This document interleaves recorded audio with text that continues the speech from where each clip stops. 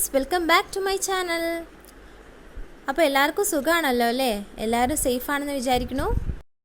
അപ്പോൾ ഇന്ന് ഞാനിവിടെ വന്നിട്ടുള്ളത് ഒരു ടേസ്റ്റി ഷാർജ ഷേക്കിൻ്റെ റെസിപ്പി ആയിട്ടാണ്.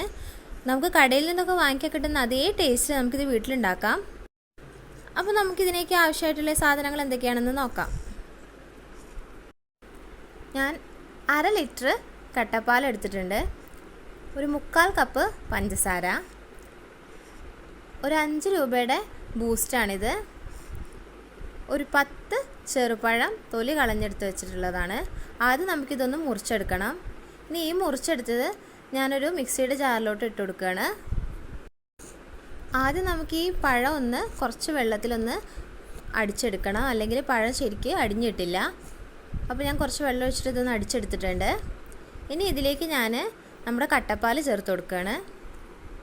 ഇത് ഞാൻ ഒരു പാക്കറ്റ് കട്ടപ്പാലാണ് എടുത്തിട്ടുള്ളത്. ഇനി ഞാൻ ബൂസ്റ്റ് പൊടി ഇട്ട് കൊടുക്കുകയാണ്.